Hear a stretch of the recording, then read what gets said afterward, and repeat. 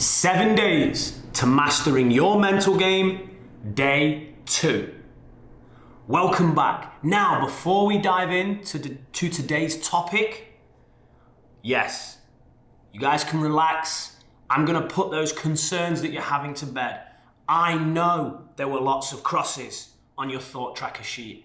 I know that you were thinking about the score you were trying to shoot, about not messing up, about beating your friend, all of those things you can't control. I know you were thinking about those too much. And don't worry, that's perfectly natural. And that's what the thought tracker sheet is there for. We are giving you a visual look into your mind. They're patterns that you run, automated patterns. So before we can change and master our mental game, we have to realize where we're at. So don't worry. The fact you had lots of crosses, the fact you were thinking about outcomes, the things that you cannot control most of the time shows that you are a healthy, functional human being. That's awesome, right? But what we need to do, if we want to play excellent golf and we want to master our mind, we need to take a look at that, and we now need to start to break those patterns. So, how do we do that? Well, to be quite honest, it's very hard, but it takes one thing. It takes motivation. So today, we are going to set goals. Day 2 is all about goal setting, but goal setting in a way that will help you be super motivated and continue these effective golf practice habits after I'm way off into the distance, after this course is long gone, because that's what matters. It's not what you do this week, it's what you do after this week and beyond that is going to help you master your mental game. So, goal setting. Traditionally, hey, let's set some goals, let's make them SMART, S-M-A-R-T, specific, measurable, achievable, realistic, timeable. Kind of boring, and if I'm honest, I don't see how that motivates someone. So, this is how we're gonna set goals right now. Super simple. Step 1, what do you want? Let's say you wanna break 90. Awesome, that's a goal. That is an outcome. Can you control that? No, you can influence it, but you can't absolutely control it. So, we've declared what we want. How? How are we gonna get this? What is the process? What are the steps that we can 100% control on our journey to this? I would say maybe a simple one could be, okay, once I've finished Ian's course, I'm gonna implement these strategies twice a week for the next 3 months. Anyone can do that. Oh, but I can't get to the golf course because I have to look after it doesn't matter. Some of this stuff will be able to be done at home. So, what, the outcome, how, the process. Now, here it is. Why? Why do you want this? Why are you doing this course? What is the reason? Deep down inside, why do you want to master your mind? Is it so you can break 90? Is it so you can win the medal? Is it so you can take money off your friends? Is it so you can compete in the club championship? Well, actually think about it. They're all outcomes. The why should be here. When you break 90 for the first time, how will you feel? What will that do for you? What will it give you? Then what next? What can you do after that? The things that you're learning here, could you perhaps teach them to your children or your grandchildren? How would that make you feel? Would it give you pride? Are you nervous about playing golf? Don't you like hitting shots in front of other people? If you broke 90, might you be more confident as a person on the golf course? Might that improve your social life? If you improve your social life, would you start playing more with other people and better players? The possibilities are endless, guys. But we have to tap into this. We have to tap in to why do we want this? We have to. And then we have to build the process. Unfortunately, we live in a world where we just focus on this. What do we want? We want a new car. We want this grade in school, because if we get this grade in school, this paycheck. We want this promotion. What? And that never ends. And it's out of our control. So today, why? Why do you want this? And how? How are you going to get it? Now, I'm going to stop here, and I don't normally do this, but don't take my word for this. Take Inky Johnson's word for this. Perhaps the most inspirational, incredible human being walking the earth. And if you don't believe me, I'm going to roll this video, and then we're going to apply this process into Inky Johnson's life. Check this out. This is amazing.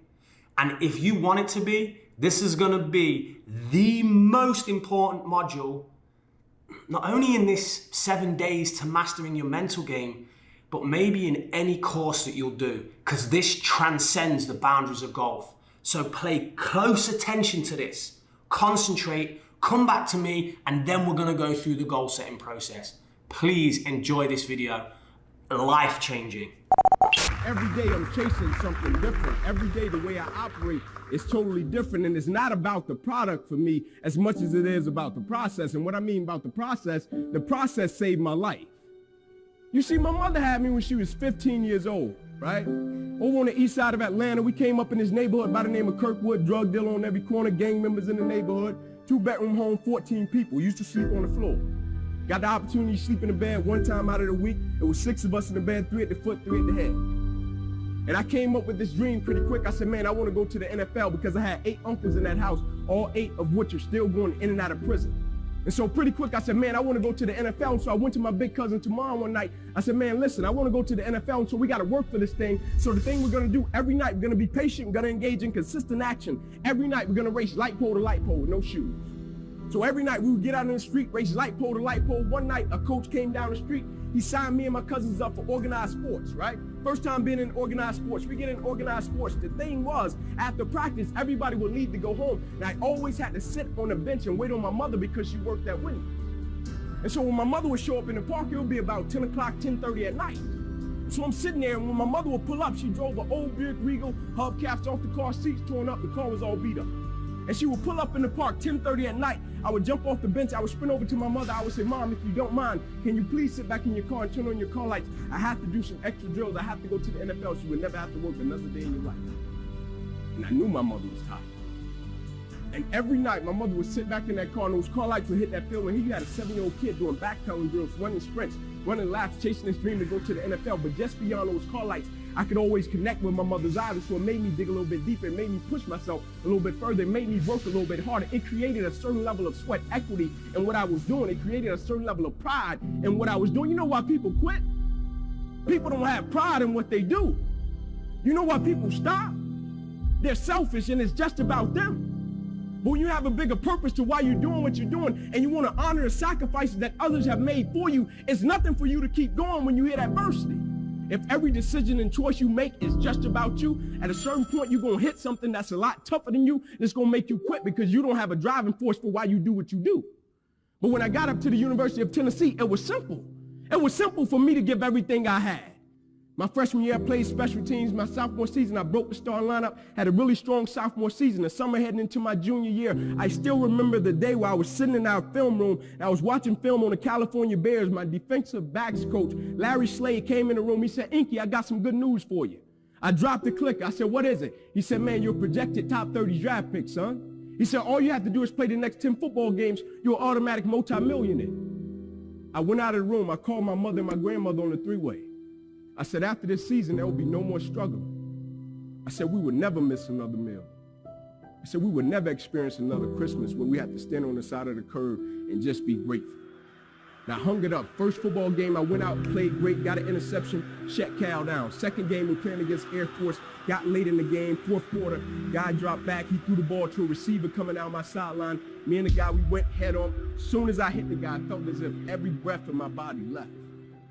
Body went completely limp, fell to the ground, I blacked out. Never happened to me before. When my eyes open, I'll never forget, my teammates ran over. They said, Ink, get up, let's go. I said, I can't. I said, I can't move.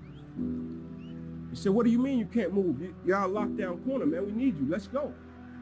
I said, I know, man, but this time I can't move. I flipped my head up to the sky. I said, God, I said, surely nothing is happening in this moment that can alter my life. They got me over to the hospital. They took me back. They ran CAT scans. They brought me back into my room. And all in a 15-second time frame, the doctor came running in from the opposite side. He said, hey, get in here. We got to rush this guy back to emergency surgery. He's about to die. I said, what? He said, son, you have busted up subclavian artery in your chest. You're bleeding internally. We have to rush you back, take the main vein out of your left leg, plug it into your chest in order to save your life. When I opened my eyes from recovery, the same doctor was over me. He said, son, has some good news and some bad news for you. I said, you got some bad news for me? I had to tell him I was about to die. I'm still alive. How bad can it get? I'm still here. He said, the good news is we saved your life. I said, thank you, sir. He said, the bad news is, Ink, you have nerve damage in your right shoulder. I said, okay, cool. He said, but son, it's a strong possibility that you probably can never play the game of football again in your life. I said, no way. I said, no disrespect to you, doc, but I've been working for this ever since I was 7 years old. I said, no disrespect to you, doc, but you wasn't in the park with me and my mother when I was 7 years old and she was sitting in that Buick Regal. She got done working at Wendy's. No disrespect to you, doc, but you didn't come up in that 2-bedroom home, 14 people sleeping on the floor. No disrespect to you, doc, but you didn't miss those meals and stay focused and never made an excuse. I never cheated. I never cheated. Like my conscience still until this day won't let me, like I can't cheat. I can't look myself in the mirror and say, Ink, you did a good job knowing that I cheated. I can't cheat. One of the greatest pieces of advice that my mother gave me was this: son, whenever you start, you make sure you finish it. And the problem with the world today, people get involved with things, and if they don't like a certain person, if they don't like the process, if it's not what they thought it was, they quit. And what they don't understand about quitting becomes a habit that doesn't just affect you. Later on in life, when you get a wife and you get some kids or you get a family, it's going to come back to haunt you, and it will one day affect them. That is why I tell you the process is more important than the product. It's not even about the outcome for me. It's about, can you take pride in what you do as an individual, and every night when you look in the mirror, knowing that you gave everything you had to it. And we have to get to the point where we're willing to impose our will on certain things. Impose your will on it. My life totally changed. And they gave me an opportunity to stop. And most people, when you give them an opportunity to stop while they're chasing something, they take advantage of it because they feel as if, man, why did this have to happen to me? I felt as if, why not me? This is the perfect opportunity to use this to be a blessing to somebody else. And you know what? It's not even about me, to be truthful. It's not even about me. Now it's about repaying the people that invested in me and saw something in me when I couldn't see it in myself. At a certain point in life, it can't just be about you. And the moment that we understand that, and every day we wake up, we understand that life is a blessing and life is a gift. And if you were to check out today, how would you want to be remembered? It's bigger than you.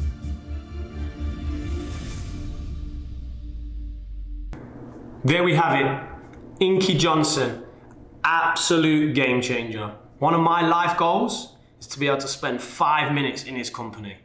Hopefully longer, but even 5 minutes with that guy, I know that would change my life. So, let's apply the what, the how, and the why into Inky Johnson's life, into his pathway and journey. So what did Inky Johnson want? He had one goal. Simple. Play in the NFL. How? What processes, things that Inky can control, what did he put into place? Well, first one, at whatever age it was, maybe 6 years old, when his mum pulls up from Wendy's, he was gonna run light pole to light pole. He was gonna do extra training. He was gonna enter organized sports. Once this has been on, he was never gonna cheat. Never cut corners, never gonna cheat. That was part of his process. That was something he set himself that he could control. When he was at college, he was gonna watch film. He was going to educate himself. He wasn't just going to rely on his athletic ability. He was going to study the game. So we can think, can you control running light pole to light pole at a set time every day? Yes. Can you control putting in extra training? Yes. Can you control going into organized sports? Yeah, absolutely. The coach has got to pick you to play for the team, but anyone can go and train. Anyone can enter a sports team somewhere and train. He was never going to cheat. Absolutely controllable. Watching film, absolutely controllable. Inky Johnson had a process. What did he want? He wanted to play in the NFL. Is this controllable? No. You can only influence this. But what Inky did was he built a process. Now, why? Why did Inky Johnson want to play in the NFL? What was that burning desire? Well, I think we all pick it up on the video. The look in his mother's eyes. His internal motivation came from the look in his mother's eyes. The motivation, the desire to never go hungry. Never wants to miss another meal. Never wanted to sit outside at Thanksgiving and just be grateful. Inky Johnson wanted to break the cycle. His uncles that had been in prison, living in poverty, he was super motivated, crazy motivated to literally engage in this process that would lead to this. So what most people do, they focus on this. Hey, I want to play in the NFL. Not Inky. Inky focused down here. Why? Why did he want to achieve his goals? The look in his mum's eyes. Never go hungry again. Breaking that cycle of his uncles being incarcerated and poverty. And that led him to build a process. And it was that process that took him to the NFL until disaster struck. And this, even though he had huge motivation, even though he had an amazing process, was taken from him. Now, at that moment, dealing with that level of adversity, most people would quit. But not Inky. His motivation was so big and processes were so strong that he literally just changed this. Now he is achieving exactly what he wants to achieve through motivational speaking and giving his time to inspire others to be better. So I want to thank Inky Johnson for inspiring me to be better, for allowing me to take all I've learned from the academia of human performance, the science of how humans learn, and apply it into a super simple goal-setting framework. So guys, I hope you're inspired. Today's activity is simple. Go write down what you want. One simple goal. Go write down some processes that are going to take you there, things that you can 100% control. And finally, think about why. Why do you want what you want? Because some adversity is going to strike. If you're trying to break 90 or 80 as a golfer, you're going to have to face adversity. And if you're not engaged in this, you will quit. So let's be like Inky. Let's get motivated for not just the next 5 days of this course. Let's get motivated for way beyond and make those golfing dreams come true.